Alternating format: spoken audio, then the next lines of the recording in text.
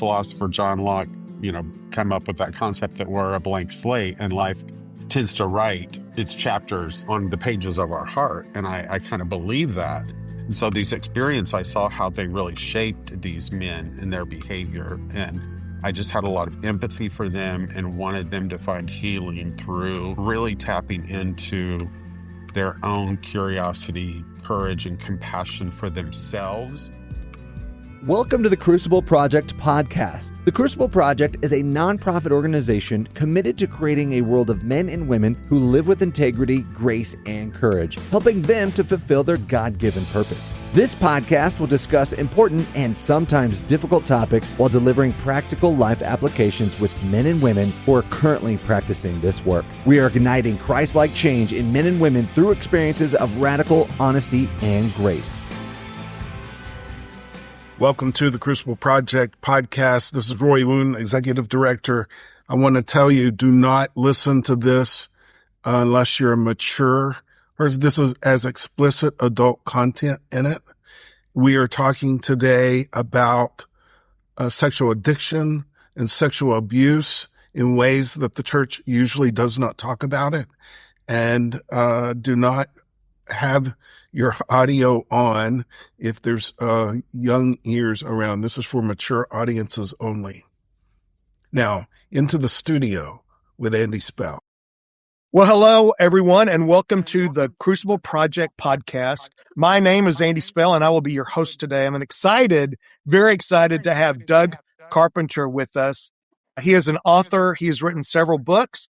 We're going to talk about that some, but also I just want you to know a little bit about him as we get started. So, Doug, please tell me a little bit about yourself. What do we need to know? No, wow, that's a big question, I guess. So I grew up in Southern Illinois in a very rural town. Was not a very rural type kid. I wasn't a future farmer of America, wasn't into agriculture. I'm very artsy. I like to paint. I'm musical. I played piano. So I didn't fit in real great. So I couldn't wait to graduate high school and move to the big city. So I did. I moved right to New York. Yeah, the big city. The big city. There I went to college and, I first stopped at Delaware and I got an associate's degree in theology. Then I went on to New York City and went to college at Pace University and earned a bachelor's and a master's. My master's degree is actually specialized in addiction. Then I went on to earn a doctorate in clinical psychology. And during my doctoral program, I worked in a jail system. And in the jail system, none of the other psychologists wanted to see the sex offenders. So I took them all on my caseload and I saw them. And that's really when I got off into studying the field of sexual addiction, because Wow. I found so many of these guys had been abused themselves, that there was a lot of sexual trauma in their lives. And they had just grown up to kind of replicate what had been done to them. And so there's definitely a link there between abuse and then adult problematic sexual behavior. Yeah. And so I really started digging deep into that topic, that concept, and examining how those two things are related. By hearing their stories, by taking them on, what did it do for you when you looked at them? And why did that move you to wanting to do work around this for those men and for other men that you come in contact with? Well, it gave me a huge amount of empathy for them and compassion, because I saw how wounded their inner children were. And as an adult, they had developed these unhealthy coping skills, sometimes acting out on other children or exposing themselves, exhibitionism, all kinds of sexual issues that they were playing out in their adult life that I thought was a direct result of what they had experienced in childhood. We can get off into topics of sexual templates and how they develop and all that. But, yeah, I think those experiences write on our inner worlds. If you think of yourself as a tabula rasa, the philosopher John Locke, come up with that concept that we're a blank slate and life tends to write its chapters on the pages of our heart. And I kind of believe that.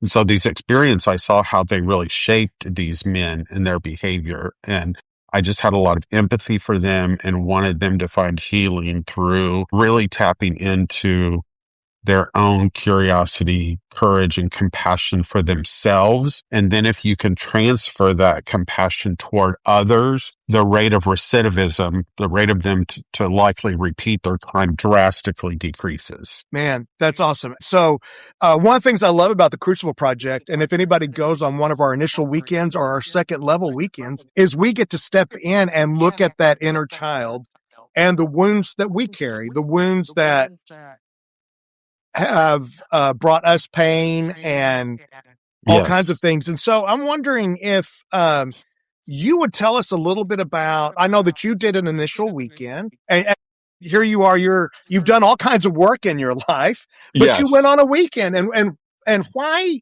what motivated you, or why did you go on your weekend? Well, lots of reasons. Number one, I'm a strong believer in men's work. I have run tons of weekends as a staff person with various organizations. Number one, I wanted to go see how another organization frames their weekends. Roy had asked me to actually come to the retreat and to go through the process myself and then critique it and give him feedback to help make the process even better than it already is. Another reason is I'm a firm believer that you should never stop working on yourself. Mm-hmm. Yes. You know, I'm 56 years old. I've been a licensed psychologist for almost 30 years, and I still go to therapy. I still go to men's weekends for myself. I just think it's so important that we continue to work on ourselves and look at any blind spots that we have and just continue to develop into healthy men. You know, we're all a project. Yes. Yeah. And you never fully arrive. So I think you have to keep your heart really open and malleable and be willing to look at yourself. And, you know, I want to be the best psychologist, husband, father, son of God. You know, I want to be the best I can be at all those things. So I can't stop working on this vessel. Yeah. And so, hey, we're jumping all over the place. So you're a father, or you're a husband. Yeah. Tell me a little bit about that side of you. Sure. I've been married for, this year it'll be 32 years. Wow. I have a 26-year-old son who is married. He married his junior high school sweetheart. So that was fun. She's been in our family since she was 13. Wow. She's went on like every vacation with us. So she's like my third child, honestly. I helped raise her. And I love her to death. And my son has a degree in economics and finance, and he works for a private wealth management as an advisor. And then I have a daughter who's turning 24 this month, and she just graduated with a master's degree in human genetics at the University of Michigan, and she's going on to study to be a cardiologist. Wow. So I have two great kids. If I did anything right in life, I raised two wonderful human beings. I may not have done anything else right, but I got that right. I love that. Yeah. That's awesome. So you went on your weekend. You went because, man, you're always going to do work on yourself. Yeah. What did you get on your weekend? What did you walk away with? Maybe what did God show you that you needed to see? Well, I think a couple things happened for me. I went there with an idea of, I had experienced some church hurt in the last couple of years that I was holding on to that I really just needed to release and let go of. So that's kind of what my guts work was around, just being able to release things that I was holding on to that I don't need to keep holding on to. It wasn't serving me well. Right. So I went with that goal in mind to just kind of sweep away those cobwebs and just kind of get back to the core of who I am and what I'm all about. So that was really important for me for that weekend. I went with a group of friends, actually, and there were 10 of us that went through it together, that all convened at Colorado and then went as a group. So it was really nice to spend that time with my close friends, all working on ourselves. You know, I don't want to give away anything that happens at the program, but there was definitely a huge exercise that I enjoyed where you have to bless the other men in your group, but you have to do that without words. Yes. And that was one of the most meaningful things that happened. It was just a deep connection with the men in my group. And that just in and of itself was so healing, to be so witnessed and present with one another, but not with words. Yeah. Yeah. And that was just such a beautiful, pure moment that I loved that. And I hope every man gets to experience that at some point in their life, that just level of acceptance and love. So I had a lot of really good moments throughout my weekend. It's hard when you go into an environment that way to walk away with just one thing. Absolutely. You walk away with so many nuggets of truth and golden parts of yourself, and the affirmations that you receive there are just so helpful for healthy development. So there's just so many components. I would encourage anybody to jump in and go do a weekend or 2 or 3, or it's truly life-changing. It's a life-changing experience. Absolutely. Yeah. Thank you so much. So I know you've written a book, and it's Yes. the book about secret shame, a survivor's guide to understanding male sexual abuse and male sexual development. What led you to writing that book? Well, I told you a little bit about my background and the population that I had been working with. And so then over the years in my own private practice, I focus on working with men. I focus on working with men who are struggling with sexual addictions or some unwanted type sexual behavior. The vast majority of those men have experienced some kind of sexual abuse in childhood or some unwanted sexual behavior before the age of 18. And over my years of working as a psychologist, I just never found a resource, a book, a program that really linked an understanding to how male sexual abuse affects male sexual development. And then how is that connected to your adult sexual behavior? Even if you avoid sex completely, you're into angry sex, you're a sex addict, you're into pornography. There was no resource out there that helped men connect all those dots to figure out and have the insight of, oh, this is how I got here. And this is what I need to do to help myself get out of this place. Right. So I actually took 6 years and researched. I read hundreds of articles, medical journal articles, and books that other people had written about sexual abuse. And I tried to make the most comprehensive book I could about understanding the experience of being sexually abused, how it impacts your development, and some of the remnants that it leads in your life, and how to move on from those. So I created my own resource so I had something to work with. And I also wrote a workbook that goes along with it. There are men around the country now that are leading sexual abuse recovery groups using the workbook and the book as a format to help create that healing. Yeah.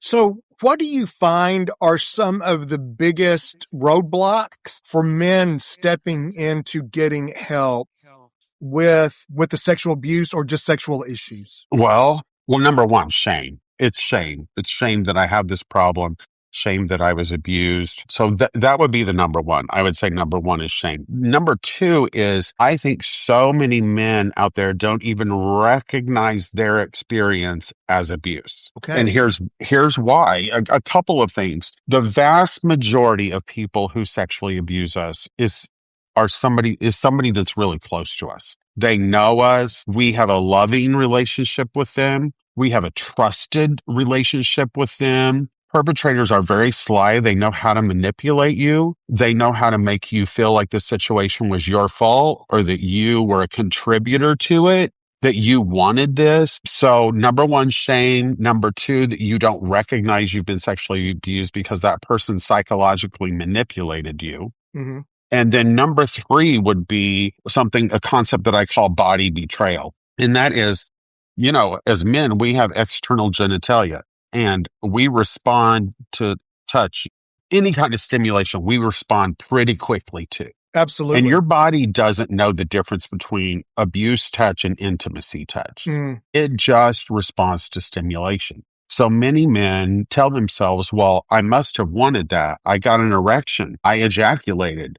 I participated. I even initiated it sometimes. Like my body fully responded to this experience, so I must have wanted it. This can't be abuse. Yeah. And I have to really work with men to understand that your body responded the exact way that God designed it to. We have a human sexual response cycle. Yeah. I mean, I know this may sound crude and you may have to edit this out, but I tell men all the time, if I blindfolded you and tied you up right now and just had somebody come in and start touching you, your Right. body's going to respond, Right. whether it's a man or a woman, if it's aggressive, if it's gentle, like your body's just programmed to respond in a certain way as a male. Yes. And I And think, you can't control that. And then so many men are angry at themselves and upset at themselves because their body responded. Like, why did I respond? I didn't want that. I didn't want to do that. I didn't ask for this. But your body's designed to do that. right. And so then they convince themselves, well, I responded so I wasn't abused. I can't say I was abused. Yeah. And my abuser was a family friend, a person I loved. He was he groomed me. Yes. But whenever I said I was going to tell, he said, nobody will believe you. You wanted this. It's your fault. Those are classic things that perpetrators say. And I hook, line, sinker. I took it all in. And I had the shame that part of it was enjoyable, or at least absolutely. I responded to the closeness with him because, man, he's a family friend. Yes. The first person who was in my house a ton. Yeah. The person my family loved. It just, all of that. And then and when he said it was your fault, I locked it down and really didn't know what to do with it and didn't realize how big a hold it had on me. Well, I think that perpetrators are so sly and keen and manipulative. They know how to use the concept of shame to get you to just implode, to collapse within yourself, to believe falsehoods, to believe lies about the situation, that I did want this. This must have been my fault. There was a component of this that felt good. So that's really confusing for me. They have a way of manipulating that to where you just repress it all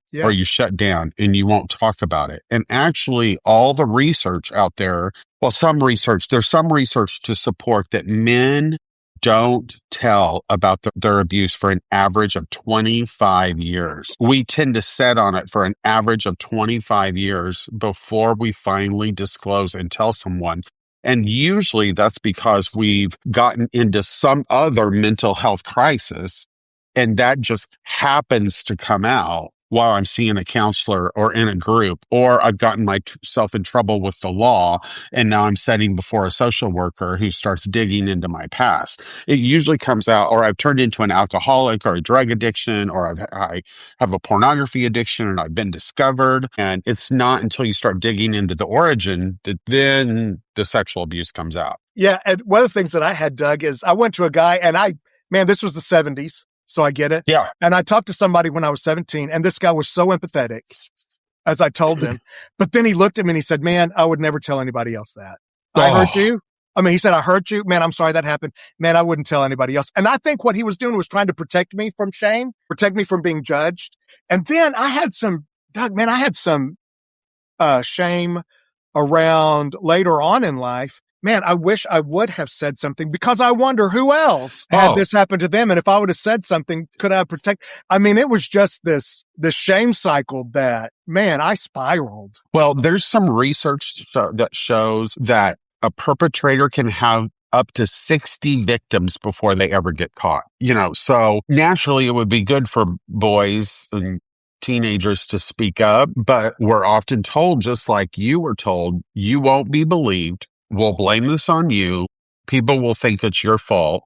Because, okay, so here's a great example of how groomers manipulate. They invite you over to their house. They have a Playboy magazine laying on the coffee table. You start looking at it thinking, what's that? And he starts asking you, oh, are you curious about that? Why don't you look at that? Well, what happens when you look at that? You get an erection. And then the guy's like, oh, what's happening there? What's happening for you? Oh, here's what you do to take care of that. See, you wanted this. You brought this on. You wanted to look at the magazine. You got an erection. Right. You got excited and flustered. This is all your fault. Yeah. But the abuse started. He planned that. He planned that pornography to be on the table. Yeah. Like, I was extremely enticed by the pornography that my abuser showed me Yeah. and got me curious about it. And then he took advantage of me long before I even knew, had a very big concept or understanding about sexual things. And in fact, the Right. first time I ever had an orgasm was my abuser giving me one. Yeah. And I was honestly petrified because I didn't understand what was happening. I didn't know what was going on. It wasn't until days after that that I began to understand what happened and then started exploring this could be pleasurable. Right. I don't have to be scared of this. Like when it happened, I thought he had harmed me, he had broke me, like something was really wrong. I've never had that happen before, and it took days for me to process that, to realize I think this is what I've heard about in like biology class. Right. Yeah. Thank you. And then I was like, can I replicate this? Can I do this to myself? Right. And if I can, then I know it's not broke. Right. Yeah. But that opened up, I always say that turned on a switch for me. I think when things happen of a sexual nature at a age where your mind's not ready to process it, it walks into a dark room and turns on a light. And then you just start to explore. Because Right. you're like, what is this? What is this about? Why is my body reacting this way? Why is my mind going here? Like this is pleasurable, but yet there's also something that feels very wrong and mysterious about it. And it's swirling and it feels good and scary and enlightening and terrifying. Yes. And what in the world are you supposed to do with all of that? And what happened to me, Doug, was that I remember when I finally started trying to deal with it, I had a 55-year-old brain trying to, you should have known better, which I'd heard all my life. I had you should have known better, trying to figure out why a 15-year-old did what he did. And as an adult, I got so sideways because there was no way that a 55-year-old, I could figure out what my 15-year-old brain was thinking, like, and replicate any of that. That's such a huge problem because when we wait so long to tell, we take our adult brain and we superimpose it onto a child brain. And we begin to think, well, that kid should have said no. This kid should have fought back. This kid should have not done this. He should have recognized what was going on. Blah, blah, blah. That's a 55-year-old brain thinking for a child. That's not a child's brain. That child was trapped. Number one, you probably love and care about this person, so you don't want to hurt them. You don't want to reject them. You think they have your best interest in their mind, so you go along with it. Or you're curious, or they're piquing your curiosity. You're being led. They've baited you. You don't even have the thought of maybe I shouldn't do this. Or you may have the feeling that something's not right about this, but they've enticed you so much, but you can't superimpose an adult brain and thinking onto that child. So when I work with men, one thing I really have to do is separate my adult self from my child self.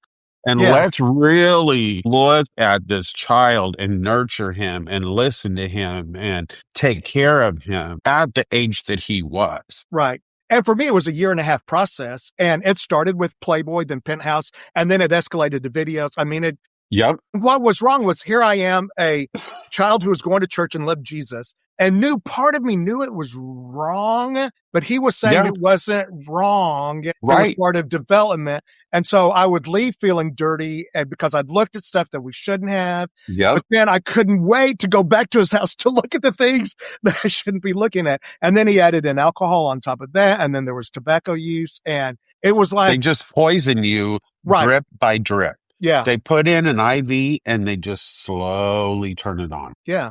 And so when you have looked at that, how have you brought some peace to men that look back on all that childhood trauma and they start saying the words, I should have, I could have, I knew better? What are some of the things you tell them or work with them on so they can start having some peace to let themselves off the mat of all that should have and the pointing the finger at that little boy?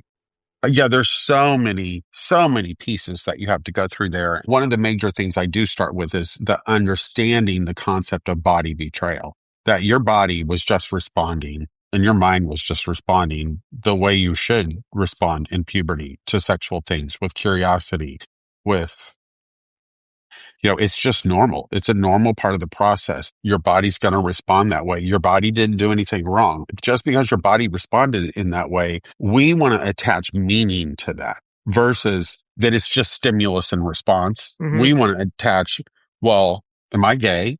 Because I did that because I wanted that, because I let him touch me. Is there a part of me that's gay? Did he know I was gay before I knew I was gay? Am I gay? Am I straight? Am I confused? Am I bi? Like, we want to attach all this meaning to these experiences. And so that's another big thing in therapy is you have to sift through all the lies that you've come to believe about yourself. And you have to recognize that you're trying to impose that adult brain onto a child's brain. Right. And really separate those two. And then I work with the person to really try to develop a sense of compassion for this helpless child that was trapped in a situation that he didn't know how to get out of, didn't know what to say, and was being sent all kinds of mixed messages. Right.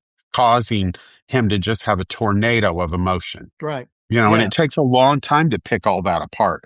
This is super multi-layered and multiple components, one on top of each other. And it truly is like an onion because, like I said, they turn on that IV drip real slowly. So they first introduce this, and then they take it a step further. And then they say this to make you believe something else. And it just continues to grow until you're into this so deep, you feel like you can't tell anyone. Yeah. Yeah. And I think, the other thing I think about all this is, body betrayal is I'll give myself, I look back on that age and even as I've gotten older, there were some times I would get an erection for no reason. Like I'd be sitting, like the worst was just sitting in English class. And like you don't at 55? Like sometimes that still happens. It just happens. I'm like, what are you doing? Yes. And so we'll let ourselves off the mat when something like that happens because we just say, man, I'm a dude. It just, whatever. Right. But we won't give that same grace to our little child who was being manipulated.